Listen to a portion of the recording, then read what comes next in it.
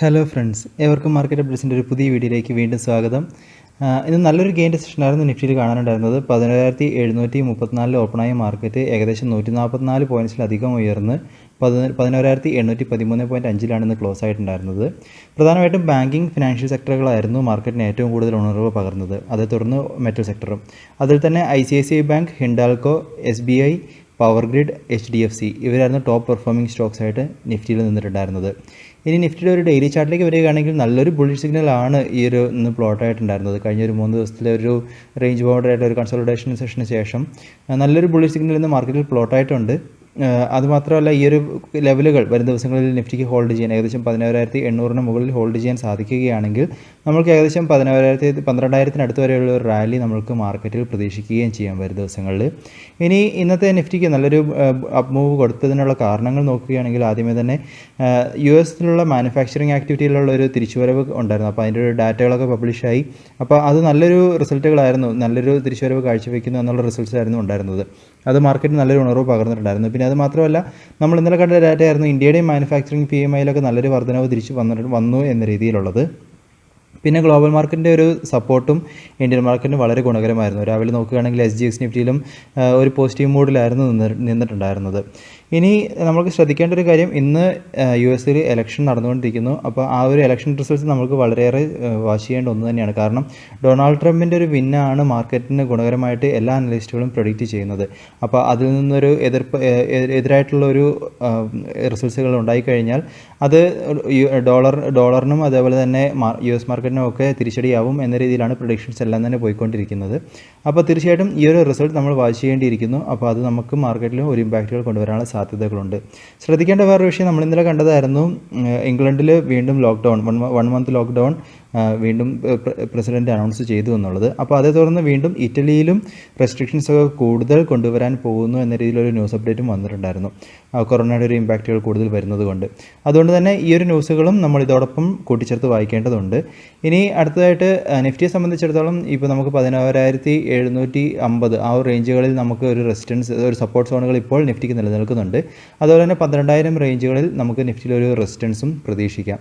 ഇനി അതുപോലെ തന്നെ നമുക്ക് ഈ ഒരു 11,800 എന്ന് പറഞ്ഞ ഒരു റേഞ്ചിനെ ഹോൾഡ് ചെയ്യാൻ, 11,800 അടുത്തുള്ള റേഞ്ചുകളൊക്കെ നിഫ്റ്റിക്ക് ഹോൾഡ് ചെയ്യാൻ സാധിച്ചു കഴിഞ്ഞാൽ ഒരു അപ്പ് മൂവ് നമുക്ക് നിഫ്റ്റിയിലും പ്രതീക്ഷിക്കാം. ഇനി ബാങ്ക് നിഫ്റ്റിയിൽ വരികയാണെങ്കിൽ വീണ്ടും നല്ലൊരു ബുള്ളിഷ് സിഗ്നൽ ആയിരുന്നു ഇന്ന് പ്ലോട്ടായിട്ടുണ്ടായിരുന്നത്. അതുമാത്രമല്ല, നമ്മൾ പറഞ്ഞ ആ ഒരു പ്രീവിയസ് ഹൈ ഏകദേശം 25,240 എന്നുള്ളൊരു ഹൈനെയൊക്കെ ബ്രേക്ക് ചെയ്തിട്ടാണ് ഇന്ന് സ്റ്റോക്ക് എൻഡായിട്ടുണ്ടായിരുന്നത്. അതുമാത്രമല്ല, നല്ലൊരു ബുള്ളിഷ് സിഗ്നൽസാണ് പ്ലോട്ടായിട്ടുള്ളത്. അതുകൊണ്ട് തന്നെ ഒരു റാലി തുടരാനുള്ളൊരു സാധ്യതകൾ ബാങ്ക് നിഫ്റ്റിയിലും നിലനിൽക്കുന്നുണ്ട്. തീർച്ചയായിട്ടും നിങ്ങൾ ഈ ഒരു ബാങ്ക് നിഫ്റ്റിനെ വാച്ച് ചെയ്യുക. അപ്പോൾ അതിൽ നല്ലൊരു അപ്പ് മൂവുകൾ തുടരുകയാണെങ്കിൽ നമ്മൾക്ക് ബാങ്ക് നിഫ്റ്റിയിലുള്ളൊരു സ്റ്റോക്കുകളെയും ട്രേഡിങ്ങിനായിട്ട് കൺസിഡർ ചെയ്യാവുന്നതാണ്. ഇനി അടുത്തായിട്ട് നമ്മൾ ഗ്ലോബൽ മാർക്കറ്റിലേക്ക് വരികയാണെങ്കിൽ US മാർക്കറ്റിൽ ഇന്നലെ ഒരു നാസ്ഡാക്ക് 46 പോയിൻറ്റ്സ് ഗെയിനോട് കൂടിയായിരുന്നു എൻഡായിട്ടുണ്ടായിരുന്നത്. ഇന്ന് നമ്മൾക്ക് പറഞ്ഞതുപോലെ US-ലെ ഇലക്ഷൻ റിസൾട്ട്സ് നമ്മൾ വാച്ച് ചെയ്യേണ്ടിയിരിക്കുന്നു.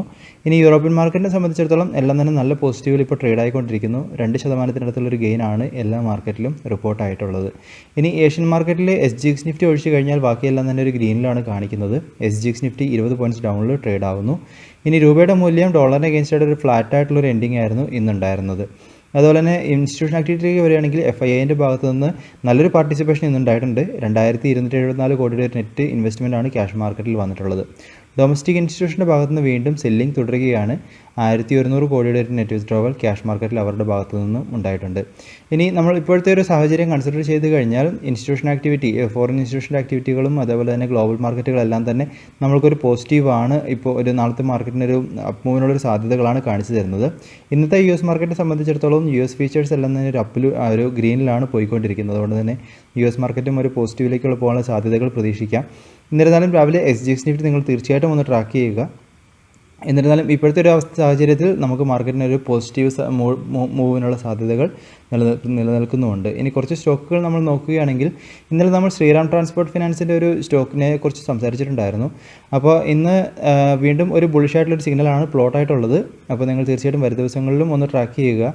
ഇന്ന് ഒരു 200-ഡേ മൂവിങ് ആവറേജിനെ ബ്രേക്ക് ചെയ്തിട്ടാണ് സ്റ്റോക്ക് എൻഡായിട്ടുള്ളത്. അതുകൊണ്ട് തന്നെ നിങ്ങളൊന്ന് അനലൈസ് ചെയ്യുന്നത് നല്ലതായിരിക്കും. ഇനി അതുപോലെ തന്നെ NMDCനെ സംബന്ധിച്ചിടത്തോളം ശ്രദ്ധിച്ചു കഴിഞ്ഞാൽ ഒരു ഷൂട്ടിംഗ് സ്റ്റാർ പോലത്തെ ഒരു പാറ്റേൺ ഫോർമേഷനാണ് ഇന്നുണ്ടായിരുന്നത്. ബുള്ളിഷ് ഒരു ട്രേഡിങ്ങിന് പോസിബിലിറ്റീസ് ഉണ്ടായിരുന്നുവെങ്കിലും ഇന്നത്തെ ഒരു ക്യാൻഡിൽ ഫോർമേഷൻ ഒരു ഷൂട്ടിംഗ് സ്റ്റാർ പോലത്തെയാണ്. അതുകൊണ്ട് തന്നെ ഒരു ഡൗൺ ട്രെൻഡിനുള്ള ഒരു സാധ്യതകൾ, ഒരു വാർണിംഗ് നമുക്ക് തരുന്നുണ്ട്. അപ്പോൾ വരും ദിവസങ്ങളിലൊന്ന് ട്രാക്ക് ചെയ്തതിന് ശേഷം എൻട്രി കൊടുക്കുന്നതായിരിക്കും നല്ലത്. അതുപോലെ തന്നെ പ്രീവിയസ് ഹൈൻ്റെ അടുത്ത് പോയതിന് ശേഷമാണ് തിരിച്ചു വന്നിരിക്കുന്നത്. അപ്പോൾ ഇതിനെ ബ്രേക്ക് ചെയ്യുന്നില്ല എന്നുണ്ടെങ്കിൽ വരും ദിവസങ്ങളിൽ എൻട്രികൾ അവോയ്ഡ് ചെയ്യുന്നതായിരിക്കും നന്നായിട്ടുണ്ടാവുക. ഇനി അതുപോലെ തന്നെ LIC ഹൗസിംഗ് ഫിനാൻസ്, ഈ ഒരു സ്റ്റോക്കിനെ നോക്കിക്കഴിഞ്ഞാൽ വീണ്ടും ഒരു ബുള്ളിഷ് സിഗ്നൽ ഈ ഒരു സ്റ്റോക്കിൽ പ്ലോട്ട് ആയിട്ടുണ്ട്. നമ്മൾ കഴിഞ്ഞ ദിവസം പറഞ്ഞതായിരുന്നു 200-ഡേ മൂവിങ് ആവറേജിനെ ബ്രേക്ക് ചെയ്തിട്ടായിരുന്നു ഇന്നലെ എൻഡ് ആയിട്ടുണ്ടെന്നുള്ളത്. അപ്പോൾ വീണ്ടും നല്ലൊരു ബുള്ളിഷ് സിഗ്നലാണ് ഈ ഒരു സ്റ്റോക്കിൽ പ്ലോട്ട് ആയിട്ടുള്ളത്. തീർച്ചയായിട്ടും നിങ്ങൾ വരും ദിവസങ്ങളിലും ഈ ഒരു സ്റ്റോക്കിനെ അനലൈസ് ചെയ്യുക. വരും ദിവസങ്ങളിൽ ഏകദേശം 310 വരെയുള്ളൊരു റാലി പ്രതീക്ഷിക്കാം. ആ ഒരു റേഞ്ചിലാണ് നമുക്ക് അടുത്തൊരു റെസിസ്റ്റൻസ് സോണുകൾ നിലനിൽക്കുന്നത്. അമരരാജ ബാറ്ററിനെ സംബന്ധിച്ചിടത്തോളം ഈ ഒരു സ്റ്റോക്കിലും വീണ്ടും ഒരു ബുള്ളിഷ് സിഗ്നൽസ് പ്ലോട്ട് ആയിട്ടുണ്ട്. കഴിഞ്ഞ 3 ദിവസങ്ങളിലായിട്ട് ബുള്ളിഷ് സിഗ്നൽസ് ആണ് വന്നുകൊണ്ടിരിക്കുന്നത്. നമ്മളിന്നലെ സംസാരിച്ചിട്ടുണ്ടായിരുന്നു. അപ്പോൾ ഒന്ന് ശ്രദ്ധിക്കുക, ഇപ്പോൾ ഏകദേശം പ്രീവിയസ് ഹൈൻ്റെ അടുത്തൊക്കെ ട്രേഡ് ആയിക്കൊണ്ടിരിക്കുകയാണ്. എന്നിരുന്നാലും വരും ദിവസങ്ങളിൽ ഒന്ന് ട്രാക്ക് ചെയ്യുന്നത് നല്ലതായിരിക്കും.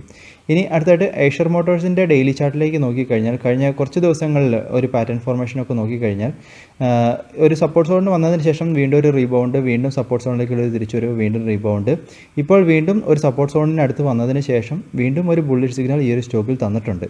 അപ്പോൾ അതുകൊണ്ട് തന്നെ നിങ്ങൾ നിങ്ങളുടേതായിട്ടുള്ള ഒരു അനാലിസിസിലേക്ക് ഈ ഒരു സ്റ്റോക്കിനെ കൊണ്ടുവരിക. നമ്മൾക്ക് വരും ദിവസങ്ങളിൽ ഏകദേശം 2114 മുകളിൽ ഓപ്പണിംഗ് കൊട്ടുകയാണെങ്കിൽ ഒരു സ്വിംഗ് ട്രേഡിംഗ് അല്ലെങ്കിൽ ഷോർട്ട് ടൈം ട്രേഡിങ്ങിനുള്ള ഒരു പോസിബിലിറ്റി ഈശ്വർ മോട്ടോഴ്സിൽ നമുക്ക് പ്രതീക്ഷിക്കാം. പക്ഷേ അതൊരു അപ് ട്രെൻഡിൻ്റെ ഒരു കൺഫർമേഷൻ, അടുത്ത സിഗ്നലിൽ ഒരു കൺഫർമേഷൻ എടുത്തതിന് ശേഷം എൻട്രി കൊടുക്കുന്നത് ശ്രദ്ധിക്കുക. അപ്പോൾ നമുക്ക് കഴിഞ്ഞ കുറച്ച് ദിവസങ്ങൾ ഈ ഒരു പാറ്റേൺ ശ്രദ്ധിച്ചു കഴിഞ്ഞാൽ അതിനുള്ളൊരു പോസിബിലിറ്റീസ് ആണ് ഈ ഒരു സ്റ്റോക്ക് നമ്മൾക്ക് തന്നുകൊണ്ടിരിക്കുന്നത്. അതുപോലെ തന്നെ പവർ ഗ്രേഡിൻ്റെ സ്റ്റോക്ക് നോക്കിക്കഴിഞ്ഞാൽ വീണ്ടും നല്ലൊരു ബുള്ളിഷ് സിഗ്നലാണ് ഈ ഒരു സ്റ്റോക്കിൽ നിന്ന് പ്ലോട്ട് ആയിട്ടുണ്ടായിരുന്നത്. ഇപ്പോൾ നമുക്ക് പ്രീവിയസ് ഹൈയിൽ നിന്നുള്ളൊരു ബ്രേക്ക് ഔട്ടുകൾ ഈ ഒരു സ്റ്റോക്കിൽ നടന്നിട്ടുണ്ട്. അടുത്ത ഒരു റെസിസ്റ്റൻസ് സോണുകളായിട്ട് ഈ ഒരു സ്റ്റോക്കിൽ ഏകദേശം 184 തുടർന്ന് 190 ആ റേഞ്ചുകളിലാണ് പവർ ഗ്രേഡിൽ റെസിസ്റ്റൻസ് സോണുകൾ നിലനിൽക്കുന്നത്. അതുകൊണ്ട് തന്നെ ഈ ഒരു സ്റ്റോക്കിനെയും നിങ്ങൾ നിങ്ങളുടെ അനാലിസിസിലേക്ക് കൺസിഡർ ചെയ്യുക. ഇനി പ്രധാനപ്പെട്ട മാർക്കറ്റ് അപ്ഡേറ്റുകളിലേക്ക് പോവുകയാണെങ്കിൽ ആദ്യമേ തന്നെ ഓർഡർ വിനുകൾ ശ്രദ്ധിച്ചു കഴിഞ്ഞാൽ TCSഉം B3Iയും ഇവർ തമ്മിലൊരു പാർട്ട്ണർഷിപ്പിലേക്ക് വന്നതായിട്ട് ഒരു അനൗൺസ്മെൻറ്റുകൾ വന്നിട്ടുണ്ടായിരുന്നു.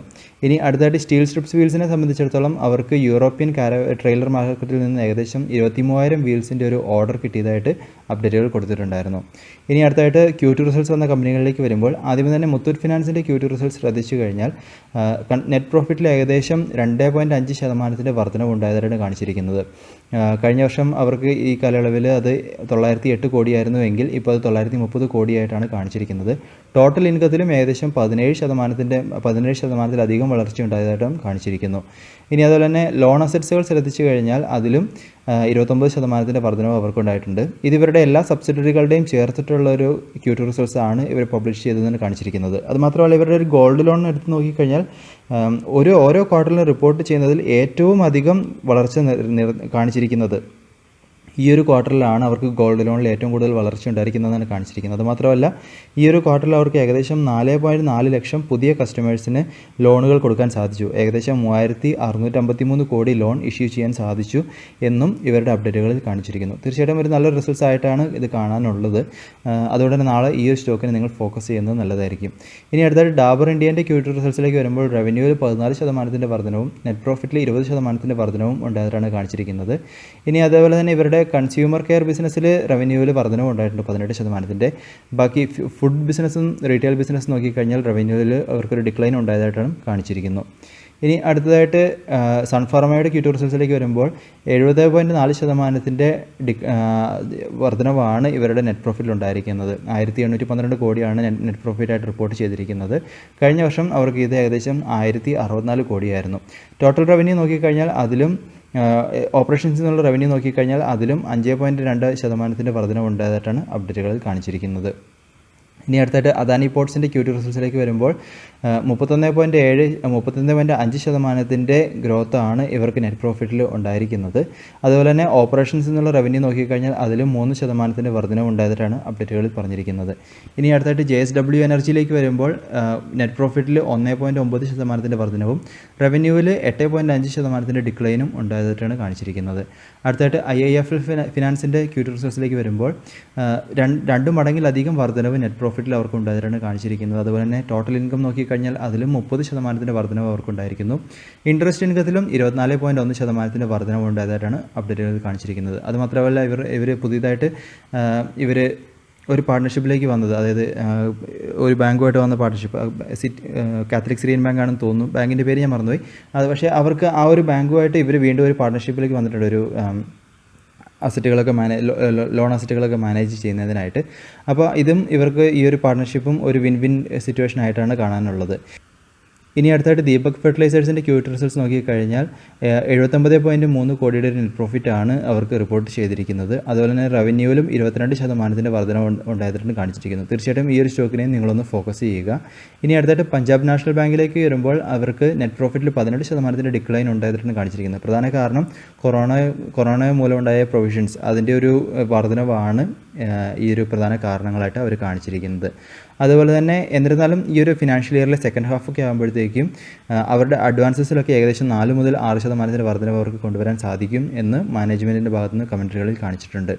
ഇനി അടുത്തായിട്ട് എറിക്സ് ലൈഫ് സയൻസിൻ്റെ Q2 റിസൾട്ടിലേക്ക് വരുമ്പോൾ 16.1% വർധനവാണ് നെറ്റ് പ്രോഫിറ്റിൽ അവർക്ക് ഉണ്ടായിരിക്കുന്നത്. അതുപോലെ തന്നെ ഓപ്പറേഷൻസിൽ നിന്നുള്ള റവന്യൂ നോക്കിക്കഴിഞ്ഞാൽ അതിലും ഒരു വർധനവ് ഉണ്ടായിരിക്കുന്നു. 284 കോടിയിൽ നിന്നും 329 കോടിയായിട്ട് ഉയർന്നതായിട്ടാണ് കാണിച്ചിരിക്കുന്നത്.